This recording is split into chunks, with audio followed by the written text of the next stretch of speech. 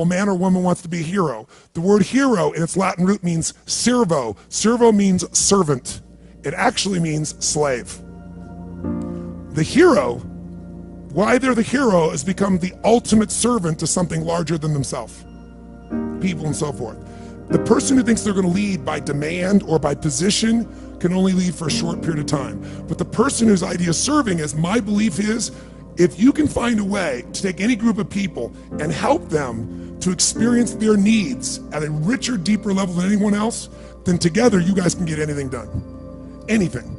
Now, it may not work the first time, but together you can get to that point.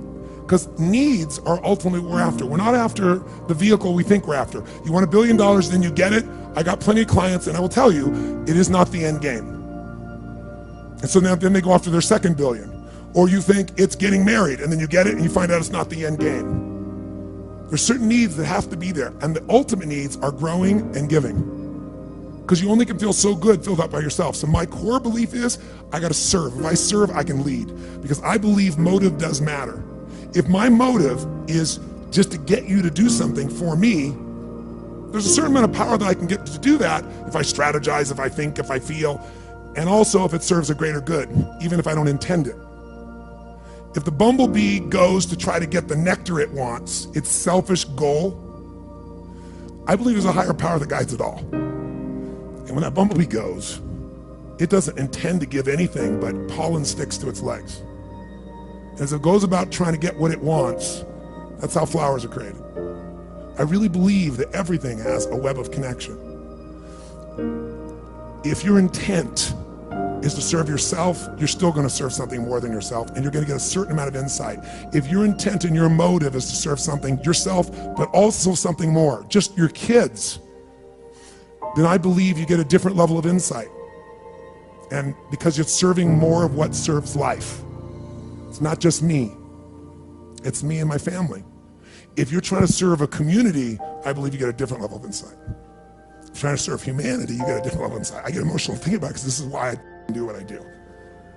So when someone stands up, it's not about business, it's not about anything, but about serving them. So I will use abrasive or creative language. I'll use whatever it takes, humor, stupidity, I'll make fun of myself, I'll challenge, I'll do anything to serve. That's why I'm here. I don't need to do more, but I love to see someone free and alive and lit up. So when that's your motive, no matter how people perceive you on the outside, if they're around you long enough, you can't hide what your real motive is. And they'll see it and they'll feel it. Motive does matter. If it's to serve something high, it'll be there. That doesn't mean you don't get served too. And in business, you gotta be served. Or I used to do business and I lose money in the business and everybody else was happy. And it was wonderful, except I had no business. So it's, killing the goose that lays the golden eggs. So I've learned to put that balance in. But that gives me power. That's why time disappears for me. Because I'm not about getting some action done. I'm about the outcome. There are certain patterns that cause people to be fulfilled, to be happy, to fit, to be strong, to feel alive, to be vibrant, to have passion in their life, to do well financially, but even more importantly, emotionally, psychologically, spiritually, in their health and their relationships. And there are also patterns that make people frustrated, overwhelmed, depressed, sad, lonely, cause them to be struggling financially, struggling with their body, struggling intimately. And those patterns, they're not because there's something wrong with somebody, it's because of a pattern that we're doing. Now, what's the fastest way to create a change? In basically developing the one thing that all people have in common who succeed, they're leaders. Because I don't care what style you are, I don't care if you're a mom, if you're a great mom, you lead your child, you're not led by your child. Or a great dad. If you're a great business person, you're a great salesperson, you're a great negotiator, you're a great anything, you're a great human being. This has been my entire life's obsession. What makes the difference in people's lives? And that leadership component, as I say, doesn't always mean somebody follows you. A leader is somebody who lives life on their terms, that you will never settle for less than you can be or share or give or create. It's not what we get that makes us happy, it's who we become. How we live our life, who we are as a person. People can take away all the things, but who you become, no one can take away. And the problem is most of us are trying to be something we're not. And it isn't so much about change, about changing yourself. The change happens when you be yourself. Know thyself, that's the hard part for most people, and then be thyself. Because most of us in our lives, out of our desire for respect or achievement or love or connection or something, we've been trying to be the way we think we'd have to be in order to get that love, respect, appreciation, whatever it is we've been after at some unconscious level. And we've been doing it so long that we think that this is who we are. Because success without fulfillment is failure. And I can't tell you how many people I work with who are supposedly the best in the world at what they do, and they have more money than they can spend, and they have all these people that love and respect them, and yet they're unhappy inside. Because if you want to know what's really you, where you're going to be alive is when it's really you. And you may even think you know who you are because you've been living a certain way, but I'll tell you how you'll know. You'll feel euphoric, you'll feel strong, you'll feel unlimited, you'll feel free. I have seen, out of 3 million people around this earth in 80 countries, I've seen just about anything you can see, and there are only so many patterns. And what you're going to find underneath all of this behavior is we have the same needs. When you understand what those needs are and which ones you're focusing on, you start to understand why people do the crazy things they do, including you and I. And you begin to understand, hey, there might be a better way to meet my needs, and I don't have to get caught up in this game of stress and frustration and upset, or I could really help this person I care about, because I could see what's really going on. Part of what we want to accomplish here as leaders is we want to become practical psychologists. We want to understand what's really going on so we can help, so we can make a difference, so we can transform. So yes, of course you can do better in your business, because the more you understand about what people need and want, the greater you're going to be, the better manager, better leader, the better mom or dad, the better friend. And there's a better you that's available when you understand what's driving you. But most of us are running patterns over and over again, and we want to free that up. To free it up, we got to break the pattern. We got to do things that are different. So we're going to do something different. I'm not here because I believe in positive thinking. If you think that's what I believe, you don't know much about me. I'm not one of those people that believes you're supposed to go to your garden and chant, there's no weeds, there's no weeds, there's no weeds, there's no weeds. There's weeds right there. All right, that's what I believe. Here's what I believe. I believe that if you really want to be effective, you got to tell the truth.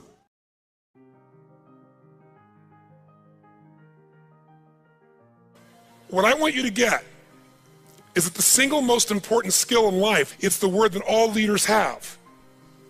What would that word be? Influence. What changes companies is leaders. The only way to change a company is leadership.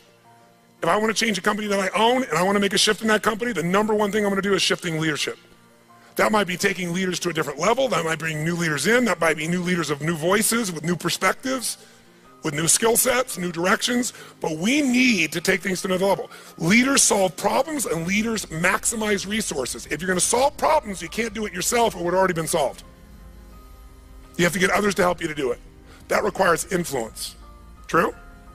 If you're going to get people to maximize resources, that requires influence. If you're going to get people to partner with you, provide you resources, capital, suppliers, anything, that requires influence. If you're going to have an impact on your kids or your community or the world, that requires influence. There is no more important skill of leadership than influence. And yet most of us think of it like selling, and as a result, we don't master influence. So I'm not here today to try and get you to become a master of influence in 45 minutes or so of my chatting with you here, because we have so many of the speakers. This is the area of life I am most focused on. Because I know that if you can't influence, you can't lead. But if you can influence powerfully, intelligently, with integrity, there's no limit to whatever you can envision and what you can make real. And if your influence becomes not just you as the influence, but you're able to influence systems, people, company, culture. If you can turn other people into influencers, now whatever you vision about can be made into a reality. And so as a skill of influence, we got to ask ourselves, how many agree leaders are what change companies? Raise your hand if you agree with that. Say aye. And leaders' number one skill is influence. If you agree, say aye. But then the question becomes, how do you influence? How do you influence consistently with integrity? You can influence many ways. You can do it without integrity. But the good news is we live in a world today where whatever you do, it's transparent to the world because there are no secrets anymore, are there? Try to have a secret today, bless you. You can forget the secret. With the internet, with the culture we have, the way the world is today, there are no more secrets, and whatever you think is still possible to keep secret, give it 3 or 4 more years and it'll be impossible. Every phone call you make is recorded. There's no single phone call that goes in and out of North America that they don't have a recording of, and they can search by word, by tone, by tempo. They can even recognize voices now. There is no such thing as privacy. Everything you've ever put on the internet is there forever, and people know it and can search it. The way you write is searchable now. You can not sign your email, you can put it on somebody else's email, and the structure of your language and the way you influence things can be studied at this level.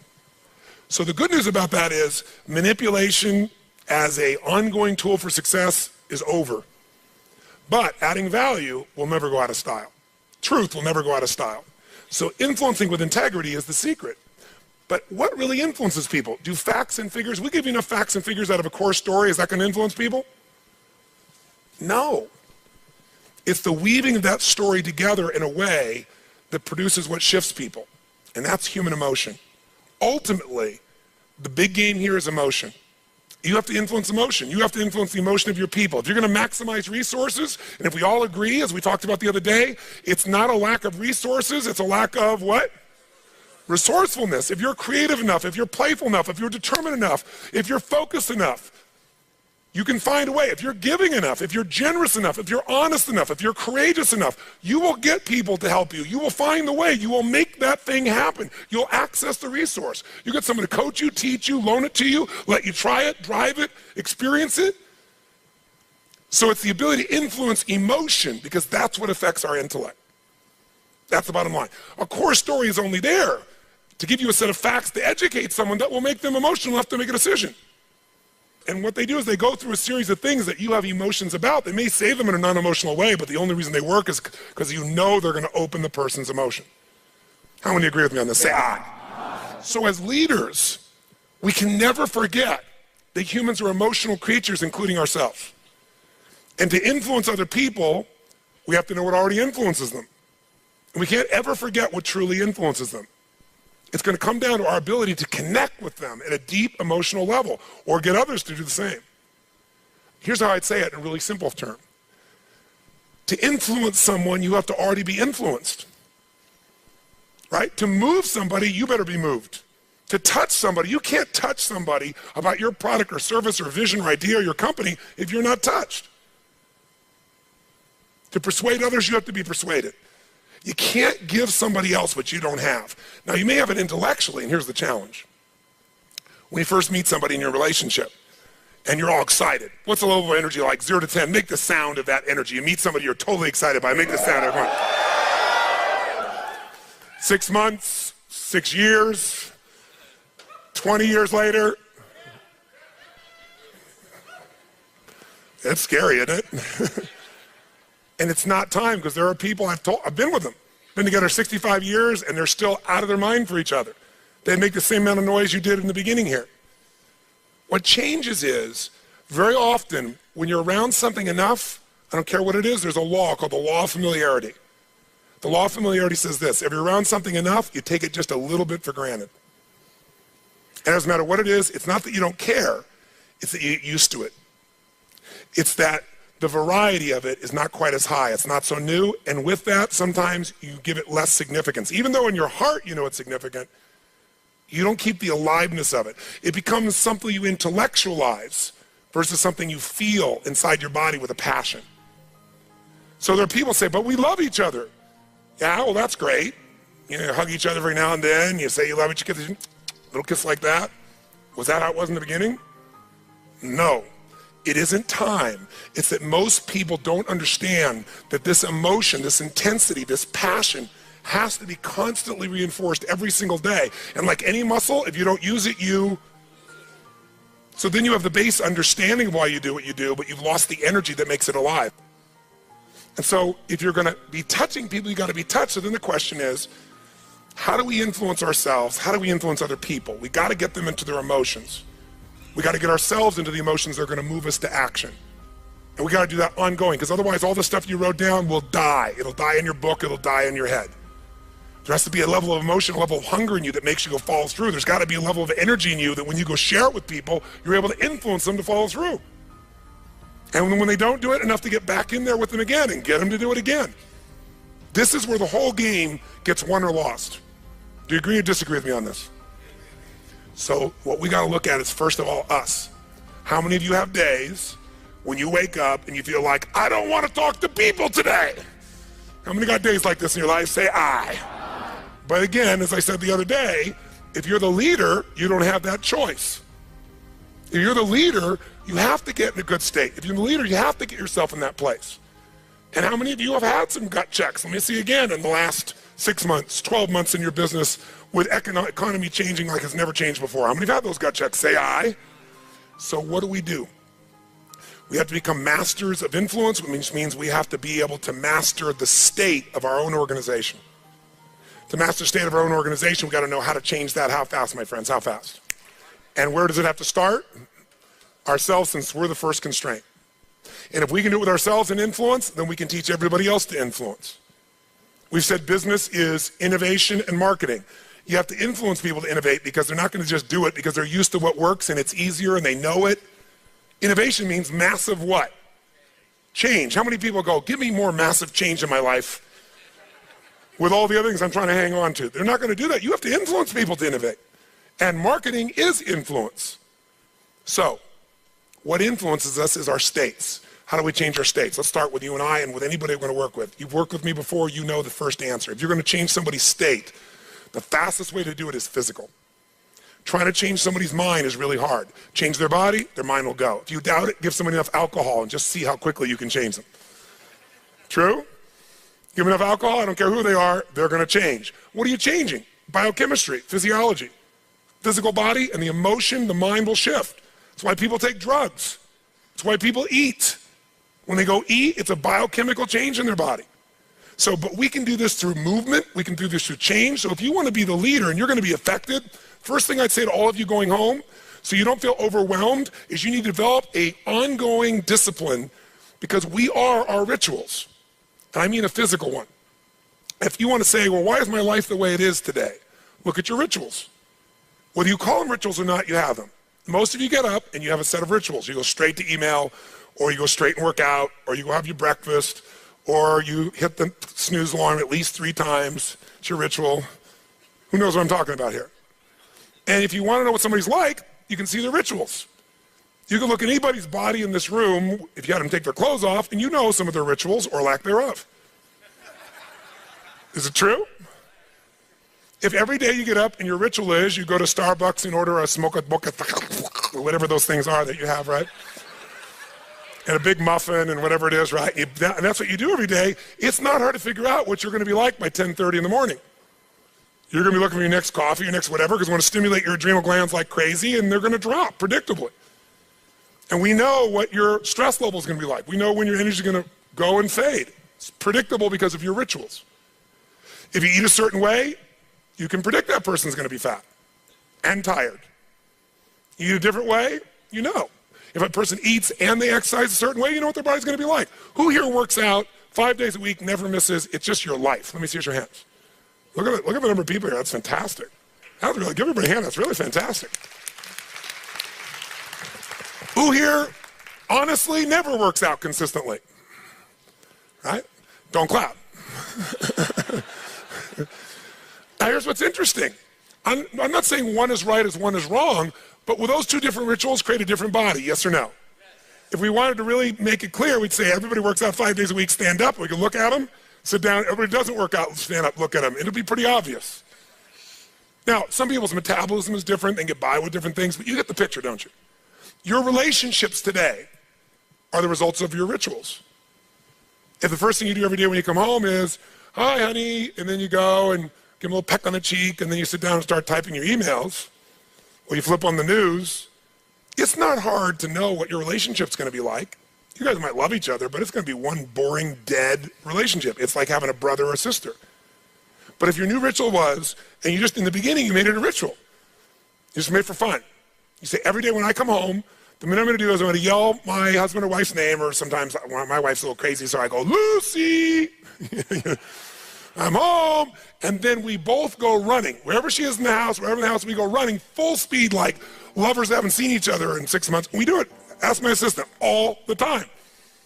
Now, not every day, but it's our ritual to this process, right? It's just a crazy thing. Thank you. Thank you. I appreciate the hand, but that's not why I'm telling you to do this. I'm telling you this because I want you to create yours. Because when you do that and you're playful and crazy, and you do that on a regular basis, like you can't wait to see each other. And the biggest ritual that we have besides physical, and by the way, let me just say to you this. When you go home, if you want to transform your business, transform you by creating first, if you don't already have one, a set of physical rituals that you're not going to miss. I don't care if it's 3 days a week, 4 days a week, something that's going to make you physically strong, because in a place where there's going to be a lot of fear, the way you deal with crisis is number one thing you should do is feed your mind. And you're doing that. Get yourself new answers, immerse yourself in new environments, get new voices, have new perspectives, ask some new questions. Isn't that what we've been doing here? Right? And we're doing it together and bringing all these people together. I basically, to create innovation in your life and marketing, I've assembled here 19 people. You assembled 5 days of your life, and we're just rocking day and night. It's the total immersion of what I taught you in innovation. It's really what it is, but it's got to continue. For it to continue, though, we've also been managing your state to a great extent. Right? Most of you don't go home and 4 or 5 days a day start clapping like crazy and screaming and shaking. You don't do that yourself. Right? And so some of you are going to go like, wow, it doesn't feel the same as at the seminar and stuff. You know, I'm back here by myself and my people aren't doing this. But some of you will go home and initiate this. You're going to have your Physiology 5, your 5 minutes of physiology shift, once an hour, once every 90 minutes, or no more than once every 2 hours. You're going to start your morning with everybody, and you're going to bring in and get some little audio clip of something from a movie or something that blasts across, the room, and have everybody stand at attention. You're going to do some crazy stuff if you're smart. Go over Zappos and see what they do. They got the most crazy stuff going on there. All the stuff that I do in seminars, they do every day at their location with their people. And people can't wait to get to work and they're in a certain state.